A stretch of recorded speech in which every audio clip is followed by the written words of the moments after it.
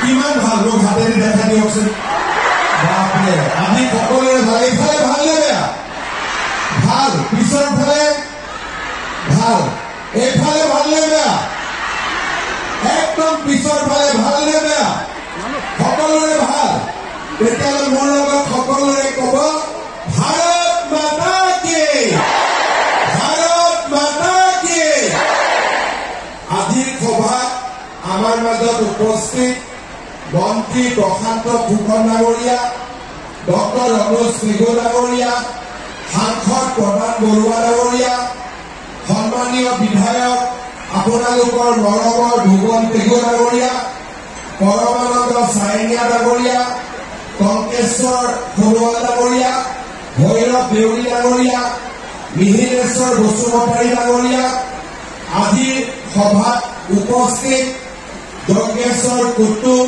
জয়ন্ত বড়ি শান্তসুমা বসুমতাৰী তুলন কোঁৱৰ সুনীল পেগু মুক্তিনাথ পেগু ৰঞ্জিত পেগু ভৰেশ কুৰ্মান পদুম ৰায় বলেন্দ্ৰ নাৰ্জাৰী ভৱানী দুৱৰা জহান দলে অনিল বসুমতাৰী ৰূপা কামান অতুল পেগু উমা দেৱী কলেশ্বৰ কুলি আমাৰ অতিৰিক্ত মুখ্য সচিব কল্যাণ চক্ৰৱৰ্তী ডাঙৰীয়া ধেমাজি জিলা পৰিষদৰ অধ্যক্ষ ভূপেন চুতীয়া ডাঙৰীয়া জিলা উপায়ুক্ত ৰাহুল সুৰেশ জাবি ডাঙৰীয়া কুন্তলমণি শৰ্মা বৰদলৈ ডাঙৰীয়া আৰু আজিৰ সভাত উপস্থিত এই অঞ্চলৰ বয়োজ্যেষ্ঠ নাগৰিকসকল আই মাতৃসকল আৰু মোৰ অতিকে মৰমৰ যুৱক যুৱতী বন্ধু বান্ধৱীসকল প্ৰথমতে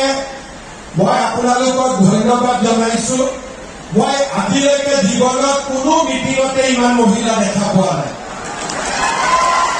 একেলগে ইমান মহিলা মই আজিলৈকে ক'তো দেখা নাই আজি ইয়াতে প্ৰায় 40,000 আই মাতৃ উপস্থিত আছে আৰু এই 40,000 আই মাতৃক একেলগে দৰ্শন কৰিবলৈ পাই মোৰ নিজৰ জীৱনে ধন্য হৈছে মই আপোনালোক সকলোকে ধন্যবাদ অভিনন্দন আৰু কৃতজ্ঞতা জনাইছো শ্ৰদ্ধাৰ আই মাতৃসকল আজি আমি জুলাইত সমবেত হৈছো মহিলা উদ্যমিতা আঁচনিৰ পুঁজি আমি বিতৰণ কৰিবৰ বাবে সকলোৱে ইয়াত আহি উপস্থিত হৈছো আমি কেইটা বজাত আহিছো ৰাতিপুৱা চাহ জলপান খাই আহিছে নাই ঘৰত হে ভগৱান চাহ জলপান নোখোৱাকৈ আহি গ'ল ভুৱন এতিয়া কি কৰিবি এতিয়াতো ভুৱনে খুৱাব লাগিব নে নালাগে ঠিক আছে আজি ইমানকতো একেলগে খুৱাব নোৱাৰে কিন্তু আজি আমি আপোনালোকক 10,000 টকাৰ চেক লগে লগে আমি আপোনালোকক দি পঠিয়াই দিম কাৰণ ঘৰত যদি আজি চেক লৈ নাযায় ঘৰৰ মানুহটোৱে ঠিকছে ঢুকাব আজি ৰাতিপুৱা বলি চাহ নিজেও নাখালি মোকো নোখোৱালি হয়নে নহয় তাৰমানে আজিতো আপোনালোকে নোখোৱাকৈ আহিছে তাৰমানে ঘৰৰ মানুহজনে আজি খাব পোৱা নাই পাইছে সেইকাৰণে আজি যদি চেকখন লৈ নাযায় আপোনালোকৰ ঘৰৰ মানুহজনে বহুত জোকাব সেইকাৰণে আজি আমি যেনে তেনে চেকখন আমি দিব লাগিব আৰু এই 40,000 মহিলা আই মাতৃ চেক বিতৰণ কৰাৰ কাৰণে ইমান ধুনীয়া পেণ্ডেল বহাৰ ব্যৱস্থা আৰু চেক বিতৰণৰ ব্যৱস্থা এই গোটেইখিনি আপোনালোকৰ মৰমৰ ভুৱন পেগু ডাঙৰীয়াই কৰি দিছে হয়নে নহয় সকলোৱে ভুৱন পেগুক আশীৰ্বাদ দিছে নে নাই দিয়া সকলোৱে এটা ভুৱন পেগুৰ কাৰণে ডাঙৰ কৰি হাত চাপৰি দিয়ে ইলেকশ্যনত জিকাবনে নিজিকাই ভুৱন পেগু জিকাবনে নিজিকাব আচ্ছা কোনে কোনে বিজেপি ভোট দিব হাত বাঢ়কচোন বাপৰে চবে দিব আচ্ছা আপোনালোকে দিব নে আপোনালোকৰ ঘৰৰ মানুহজনেও দিব আচ্ছা ঘৰৰ মানুহজনেও দিব তেতিয়াহ'লে এইবাৰ আৰু কথা নাই ভুৱন পেগু আগতকৈ ভোটত জোৰাই পৰা জিকিব হয়নে নহয় বঢ়িয়া এতিয়া মই আপোনালোকক কেইটামান কথা কওঁ যাতে এই আঁচনিখনৰ বিষয়ে আপোনালোকে বুজিব পাৰে কাৰণ আঁচনিখন আৰম্ভ কৰিছিলো তেতিয়া মানুহে বুজা নাছিল সকলোৱে মোক সুধিছিলে যে 10,000 টকাটো ভোটত দিব নে আমাক দিব তেতিয়া মই ৰাইজক বুজালো যে 10,000 টকাটো আমি ভোটত নিদিওঁ আমি তাক দিম আপোনালোকক ব্যক্তিগতভাৱে দিম তাৰপিছত আমি আপোনালোকৰ পৰা ফৰ্ম ললো আমি আপোনালোকৰ পৰা অলপ অলপ সাৰ্ভে কৰিলো তেতিয়া আমাৰ কংগ্ৰেছৰ মানুহবিলাকে কি উলিয়াই দিলে যে এইটো 10,000 টকা দিব নোৱাৰে মামা এইবিলাক মিছাকৈ কৈছে আপোনালোকে টকা নাপায় কৈছিল নে নাই কোৱা কৈছিলে কিন্তু আমাৰ লক্ষ্যটো কি কংগ্ৰেছৰ মানুহবিলাকে ভাবিছিলে যে আমি এমপি ইলেকশ্যনত ভোট ল'বৰ কাৰণে মিছাকৈ লাখপতি বাইদেউৰ কথাটো কৰো মই য'তে যাওঁ মোক তাতে সাংবাদিকসকলে সোধে যে ছাৰ 10,000 টকাটো মহিলাই নাপালে এইটো ভোটৰ কাৰণে কৈছিলে নেকি কিন্তু আপোনালোক সকলোৱে জানে যে আমাৰ মোদী ডাঙৰীয়াই আৰু মোদী ডাঙৰীয়াৰ পৰা ময়ো শিকিছো যে ইলেকশ্যন আহিব যাব কিন্তু ইলেকশ্যনৰ নামত কেতিয়াও মিছা কথা মানুহক ক'ব নালাগে আৰু সেইকাৰণে আপোনালোকে যদি দেখে আমি যি কৈছো আজিলৈকে অসমত যিমানখিনি কথা আমি কৈছো আমি সকলো কথা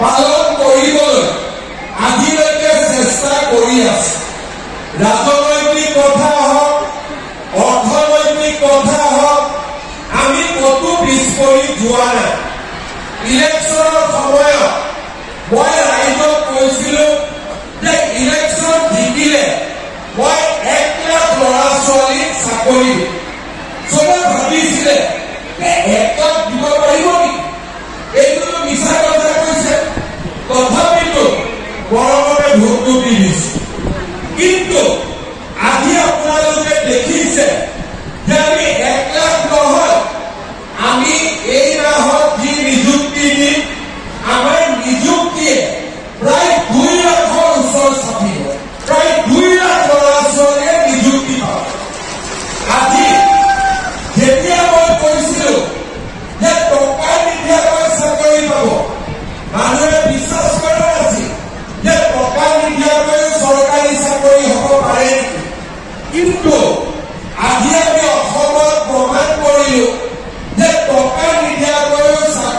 পাব পাৰি যোৱাবাৰ যেতিয়া ইলেকশ্যনৰ আগত আমি অৰুণোদয় আৰম্ভ কৰিলো তেতিয়া কংগ্ৰেছে কি ক'লে ইলেকশ্যনৰ আগত দিছে ইলেকশ্যনৰ পিছত বন্ধ কৰি দিব কিন্তু ইলেকশ্যনৰ পিছত অৰুণোদয় বন্ধটো নহ'লে 830 টকা 1000 হ'ল 1250 টকা হ'ল আৰু লগত হাঁহে তেনেকৈ প্ৰতিবাৰে তেনেকৈ এইবাৰ অৰুণোদয়ৰ লগত 250 টকা গেছ চিলিণ্ডাৰো লগত যোগ হৈ গ'ল হয়নে নহয় তাৰমানে আমি যি কওঁ তাক আমি পালন কৰোঁ বিনামূলীয়া চাউলে হওক বা আমাৰ আজি প্ৰধানমন্ত্ৰী ডাঙৰীয়াই ৰেচন কাৰ্ডত 5 লাখ টকালৈকে বিনামূলীয়া চিকিৎসাৰ ব্যৱস্থাই হওক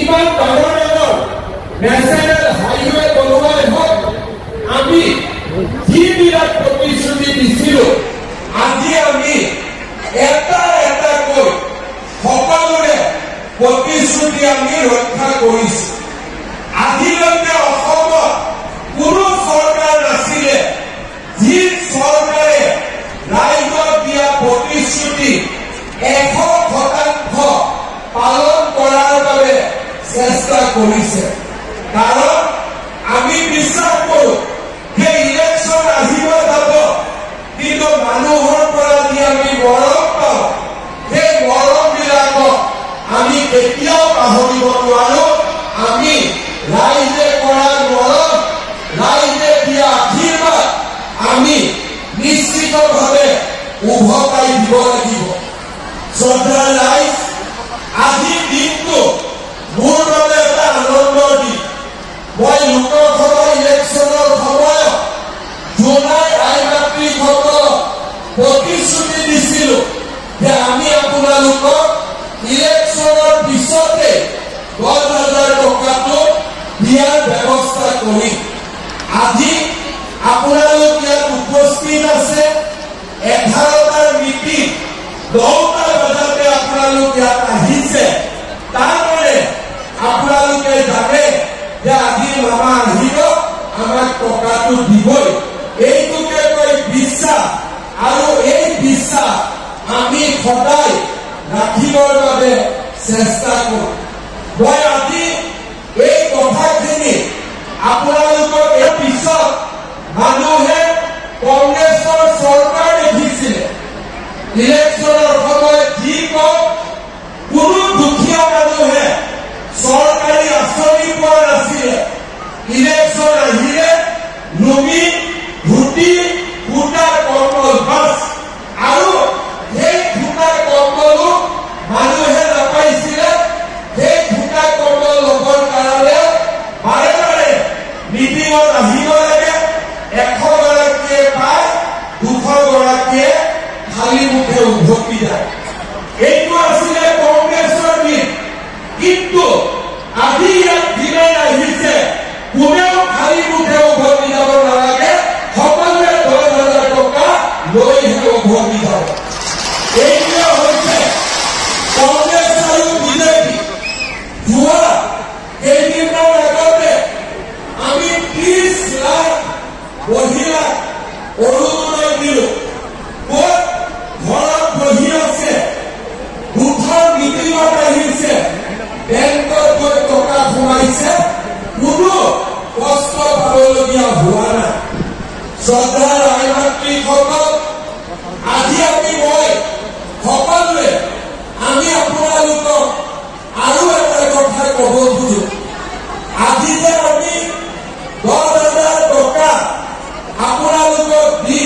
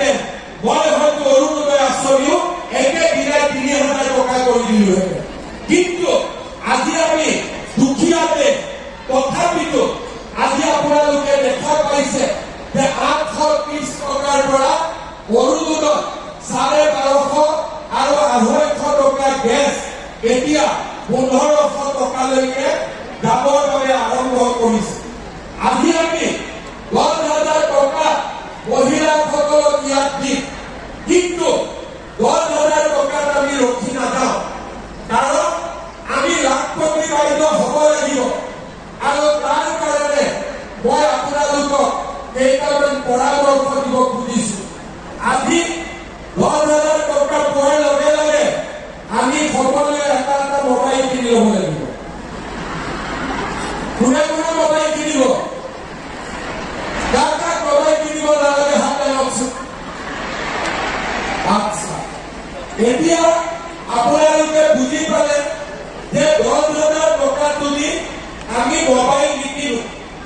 ঠিক আছে, কি কৰিম আমি? এই 10,000 টকা দি আমি 3টা কাম কৰিব পাৰো। 1 নম্বৰ, এই 10,000 টকা আমি যদি গ্ৰুপত দিওঁ, গ্ৰুপত 1 লাখ টকা হ'ব। আৰু 1 লাখ টকা দি আপোনালোকে যদি ব্যৱসায় কৰে, বেংকেও আপোনালোকক আৰু লোন দিব। এইটো হ'ল মোৰ প্ৰথম উপদেশ যে যিবিলাকৰ গ্ৰুপটো খুব ভাল আৰু মহিলাসকলৰ মাজত সম্পৰ্ক ভাল, কাজিয়া পেচালো নহয়, তেনেহ'লে 10,000 টকাটো গ্ৰুপত দিয়ক। 1 লাখ টকা হ'ব আৰু 1 লাখ টকা দি আপোনালোকে বহুত ধৰণৰ ব্যৱসায় কৰিব পাৰিব আৰু বেংকেও আপোনালোকক বেছিকৈ লোন দিব। 2 নম্বৰ, যে নহয় আমি গ্ৰুপত নিদিওঁ আৰু আমি নিজে কিবা এটা কাম কৰিম, কোনো আপত্তি নাই। আপোনালোকে নিজে হাঁহ কুকুৰা পালন কৰক, গাই গৰু পালন কৰক, আপোনালোকে আমাৰ শালত কাপোৰ বোৱক, মৌ-মাখি পোহক, সৰু দোকান এখন দিয়ক, আমাৰ কোনো আপত্তি নাই। 3 নম্বৰটো কি? যে মোৰ হাজবেণ্ডৰ, মোৰ স্বামীৰ ঘৰত এটা ব্যৱসায় আছে, তেওঁ দোকান এখন দিছে বা তেওঁ নিজৰ কিবা এটা সৰু ব্যৱসায় আছে, 10,000 টকাটো আপোনালোকে স্বামীৰ ব্যৱসায় দিয়ক, আমি কোনো আপত্তি নকৰো। কাৰণ স্বামী আৰু পত্নী লগ লাগিয়ে এখন ঘৰৰ নিৰ্মাণ হয়। আমি আপোনালোকক 5 মাহ 6 মাহ পিছত আমি আপোনালোকৰ ঘৰলৈকে আহিম আৰু আমি আপোনালোকক সুধিম যে এই 10,000 টকাটো আপোনালোকে ক'ত ব্যৱহাৰ কৰিলে। আপোনালোকে যিসকলে এই 10,000 টকাটো সৎ ব্যৱহাৰ কৰিব, তেওঁলোকক চৰকাৰে আকৌ 25,000 টকা আপোনালোকৰ বেংকৰ একাউণ্টত দিব। বিশ্বাস আছে নে আপোনালোকৰ? আমাৰ ওপৰত বিশ্বাস আছে নে আপোনালোকৰ? চৰকাৰৰ ওপৰত বিশ্বাস আছে নে আপোনালোকৰ? আছে। যেতিয়া এই 25,000 টকাও আপোনালোকে ভাল কৰি ব্যৱহাৰ কৰিব, তেতিয়াহ'লে দ্বিতীয়বাৰ আমি আপোনালোকক 50,000 টকা আপোনালোকৰ বেংকৰ একাউণ্টত আনি দিম। তাৰমানে 10,000, 25,000 আৰু 50,000 কিমান হ'ল? গোটেইখিনি যদি যোগ কৰে তেতিয়াহ'লে 85,000 টকা আপোনালোকৰ বেংকত বা আপোনালোকক আমি জমা দিম।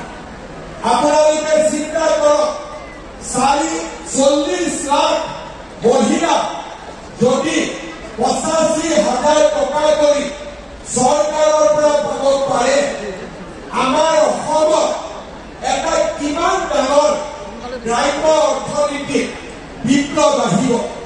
আজিৰ দিনটোতে আমাৰ জোনাই সমষ্টিত 37 কোটি টকা জমা হ'ব।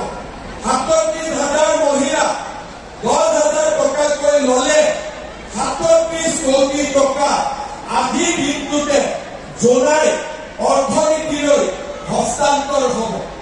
আৰু আমি যদি 85,000 টকা আপোনালোকক আমি দিব পাৰো আৰু আপোনালোকেও আমাক যদি সহযোগিতা কৰে, তেনেহ'লে আমি অসমৰ গ্ৰাম্য অৰ্থনীতিলৈ এটা ডাঙৰ পৰিৱৰ্তন আনিবলৈ সক্ষম হ'ম। আৰু সেইকাৰণে মুখ্যমন্ত্ৰী উদ্যমিতা আঁচনি 10,000 টকাৰ আঁচনি নহয়, ই 85,000 টকাৰ আঁচনি। বুজি পালে নে আপোনালোকে? যদি বুজি পাইছে খুব ডাঙৰ কৰি হাত চাপৰি বুজাই দিয়ে। সকলোৱে বুজি পালে। আৰু মই আশা কৰি অহাবাৰ যেতিয়া মই জুলাইত আহিম, কোনেও যাতে পৰীক্ষাত ফেল নকৰে, 37,000 যাতে পৰীক্ষাত পাছ কৰে। বাপৰে, চবৰে ঘৰত চৰকাৰ আছে। ভূগোল পেৰুৰ কাৰণে পাইছে আপোনালোকে, নহলে বেলেগ সমষ্টিত চবে নাপায়। এটা হাত চাকৰি এতিয়া এই যিসকলৰ হাতত ৰেচন কাৰ্ড আছে, তেওঁলোকে ইমান দিনে কি পাইছিলে? ৰেচন কাৰ্ডত বিনামূলীয়াকৈ চাউল পাইছিলে। 1 নৱেম্বৰৰ পৰা আমি আপোনালোকক ৰেচন কাৰ্ডত চেনি, দালি আৰু নিমখো আমি আপোনালোকক কম দামত দিয়া আৰম্ভ কৰিম। তাৰমানে ঘৰখন চলাবলৈ আপোনালোকৰ কষ্ট কম হ'ব। চাউল পালে, দালি পালে, নিমখ পালে আৰু লগত চেনি পালে। দ্বিতীয়, আমাৰ যিসকলে অৰুণোদয় আঁচনি পাইছে, তেওঁলোকে যদি গেছ কিনে, গেছৰ চিলিণ্ডাৰ কিনে, 950 টকা গেছৰ চিলিণ্ডাৰ কিনিব কষ্ট হয়। এতিয়া চৰকাৰে কি কৰিব? গেছৰ চিলিণ্ডাৰত 250 টকা আপোনালোকৰ একাউণ্টত দি দিব। তাৰমানে 950 টকাৰ গেছ আপোনালোকে 750 টকাত পোৱা আৰম্ভ কৰিব। আৰু 550 টকাত যোনে গেছ কিনে, তেওঁলোকে 300 টকা গেছ কিনিব বা গেছ পাব আৰম্ভ কৰিব। দ্বিতীয়তে, যিসকলে অৰুণোদয় আঁচনি পাইছে, ফেব্ৰুৱাৰী মাহত তেওঁলোকক মই আৰু এটা ডাঙৰ উপহাৰ দিব গৈ আছো। কি দিম এতিয়া নকওঁ, তেতিয়া আপোনালোকক কম। কেতিয়া কম? কোন মাহত কম? কেতিয়া কম? ফেব্ৰুৱাৰী মাহত কম। লগতে আপোনালোকক মই আৰু ক'ব খুজিছো যে আমাৰ ল'ৰা ছোৱালী কলেজত এডমিশ্যনত আপোনালোকে পইচা দিব নালাগে। আমি বিনামূলীয়াকৈ এডমিশ্যন দিওঁ। ছোৱালী পঢ়িবৰ কাৰণে আমি নিযুত মইনা আঁচনি দিওঁ। ছোৱালী ল'ৰাক স্কুলত আমি বিনামূলীয়াকৈ কিতাপ দিওঁ। মেট্ৰিকৰ ফৰ্ম ফিলাপত বেছি পইচা আমি দিওঁ। ক্লাছ 9ত ছোৱালী ল'ৰাক আমি চাইকেল দিওঁ। আৰু ভাল ৰিজাল্ট কৰিলে আমি স্কুটি দিওঁ। তাৰমানে আপোনালোকৰ ঘৰত যিমান দায়িত্ব আছিলে, ঘৰৰ মানুহক, ঘৰৰ পৰিয়ালক খোৱা পিন্ধা দিব লাগে, চাউল, দালি, নিমখ, চেনি আমি সহায় কৰিলো। গেছ কিনিব লাগে, গেছত আমি সহায় কৰিলো। ল'ৰা ছোৱালীক পঢ়ুৱাব লাগে, আমি ল'ৰা ছোৱালীক পঢ়ুৱাবৰ কাৰণেও কিতাপ এডমিশ্যন আমি দিলো।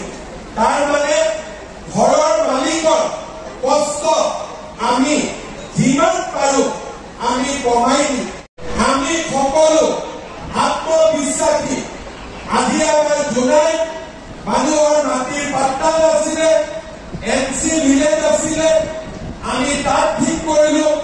জুলাই আজি বিভিন্ন পৰ্যায়ৰ উন্নতি আজি আমি সকলোৱে দেখা পাইছো। আপোনালোকে জানে যে আমাৰ জুলাই সমষ্টি আজি আমি প্ৰায় 45খন নন কেডেষ্ট্ৰেল গাঁৱত আমি কেডেষ্ট্ৰেল কৰিছো। ৰাষ্ট্ৰীয় ঘাইপথৰ 81 কিলোমিটাৰ ৰাস্তা আমি সময়ৰ আগত সম্পূৰ্ণ কৰিছো। কেৰকেৰৰ পৰা বৰঙলৈ 41.25 কোটি টকা ধৰে আমি মথাউৰি নিৰ্মাণ কৰিছো। 200 ঘৰ বিচনা আজি আমাৰ জোনাই উচ্চ মাধ্যমিক বিদ্যালয়, ফ্ৰণ্টিয়াৰ ইউনাইটেড স্কুল আৰু ট্ৰাইবেল গাৰ্লছ স্কুলত আমি 8 কোটি টকা দি আমি সুন্দৰ আজি স্কুল নিৰ্মাণ কৰিছো। আমাৰ ইয়াতে একালব্য আদৰ্শ আৱাসিক বিদ্যালয় গঢ়ি উঠিছে। 30,000 মহিলাই অৰুণোদয় পাইছে। 46,500 পৰিয়ালে ৰেচন কাৰ্ড পাইছে। 9,844 গৰাকী কৃষকে আজি আমাৰ কৃষক সন্মান যোজনা পাবলৈ সক্ষম হৈছে। চিমেণ্ট চাপৰি চিচি টঙনি নতুনকৈ ডেভেলপমেণ্ট ব্লক নিৰ্মাণ কৰা হৈছে। আজি ভূৱন দেৱে মোক কৈছে যে এই মিটিঙৰ যিখিনি জাগা তাতে এখন ফুটবল ষ্টেডিয়াম বনাই দিব লাগে। মই ফুটবল ষ্টেডিয়ামো বনাই দিম। আজিয়ে 15 কোটি টকা আমাৰ ইয়াতে এখন সুন্দৰ ফুটবল ষ্টেডিয়াম বনাবৰ কাৰণেও মই আজিয়ে ঘোষণা কৰি দিছো, যাতে আমি কাম হাতত ল'ব পাৰোঁ। শ্ৰদ্ধাৰ আই মাতৃসকল, যোৱা 5 বছৰে দিনে নিশাই অসমৰ উন্নয়নৰ বাবে আমি তপস্যা কৰিছিলো। এটা দিন এটা মিনিট সময় আমি জিৰণি লোৱা নাছিলো। শদিয়াৰ পৰা ধুবুৰীলৈ, শিলচৰৰ পৰা জোনাইলৈ আমি প্ৰত্যেক স্থানত, প্ৰত্যেক গাঁৱত, প্ৰত্যেক পৰিয়ালৰ ওচৰলৈ যাবলৈ চেষ্টা কৰিছিলো। অসমত শান্তি শৃংখলা, এটা ল'ৰা ছোৱালীৰ বাবে পঢ়াৰ পৰিৱেশ আৰু বানপানীৰ সৈতে আমি যুঁজিছিলো। জোনাই আৰু ধেমাজিৰ ৰাইজে প্ৰত্যেক বছৰে বানপানীত কান্দিছিলে, কিন্তু বিজেপি চৰকাৰ অহাৰ পিছত ধেমাজি জিলা আৰু জোনাই আমি বানপানীৰ কৰাল গ্ৰাসৰ পৰা ৰক্ষা কৰিবলৈ আমি সমৰ্থ হৈছো। আজি অসমলৈ আমি এটা নতুন পৰিৱেশ নিৰ্মাণ কৰিছো, য'ত নেকি আজি লাখ লাখ কোটি টকা অসমত বিনিয়োগৰ বাবে আমি কাম আৰম্ভ কৰিছো, যাতে আমাৰ কোনো পেটৰ ল'ৰা ছোৱালীয়ে কৰ্ণাটক, অন্ধ্ৰপ্ৰদেশ, বাংগালোৰত গৈ কাম কৰিব নালাগে। মাকৰ ল'ৰা মাকৰ কাষত থাকিয়ে যাতে কাম কৰিব পাৰে। আজি আমাৰ চৰকাৰখনে ইমান দূৰলৈ চিন্তা কৰিছে যে যোৱা পৰহি দিনাখন গুৱাহাটীত আমি এটা আঁচনি আৰম্ভ কৰিছো, নাম শ্ৰদ্ধাঞ্জলি। যদি কোনোবা ল'ৰা চাকৰি কৰিবলৈ গৈ অন্ধ্ৰপ্ৰদেশ, কৰ্ণাটকত ভগৱানে নকৰক মৃত্যুৰ মুখত পৰে, 50,000 1 লাখ টকা খৰচ কৰি তেওঁলোকৰ মৃতদেহ মাকৰ ওচৰলৈকে ঘূৰাই আনিব পৰিয়ালে নোৱাৰে। আজি আমি সিদ্ধান্ত কৰিছো যে অসমৰ ল'ৰা ছোৱালী কোনোবা জাগাত যদি ভগৱানে নকৰক মৃত্যু মুখত পৰে, তেওঁলোকৰ মৃত শৰীৰো চৰকাৰী টকাৰে আমি মাক দেউতাকৰ ঘৰলৈ উভতাই আনিম। আজি আমি এই ধৰণে অসমৰ মানুহৰ মাজত এটা নতুন আত্মবিশ্বাস সৃষ্টি কৰিব খুজিছো। কলেজ স্কুলত 1 লাখ 2 লাখ টকা নহয়, হাইস্কুলবোৰ 8 কোটি টকাৰে নতুনকৈ বনাবৰ বাবে কাম আৰম্ভ কৰিছো। অংগনবাদী কেন্দ্ৰবিলাক আমি নতুনকৈ সজাই পৰাই তুলিছো। আজি এই মুখ্যমন্ত্ৰী মহিলা উদ্যমিতা আঁচনি আৰু মোক হাত চাপৰি নালাগে, আশীৰ্বাদ দিব হ'ব, যাতে আমি আপোনালোকৰ কাৰণে সদায় এনেকৈ ভাল কৰি থাকিব পাৰো। অন্তত আপোনালোকে যাতে মোক বেয়া পাব নোৱাৰে, সদায় আপোনালোকৰ বাবে কিবা নহয় কিবা এটা কৰি থাকিব পাৰো। মোৰ লগত আকৌ এবাৰ ক'ব, ভাৰত মাতা কি, ডাঙৰ কৰি ক'ব লাগিব, মুঠি ডাঙৰীয়া ঘূৰিব লাগিব, ভাৰত মাতা কি, ভাৰত মাতা কি, নৰেন্দ্ৰ মোদী, নৰেন্দ্ৰ মোদী।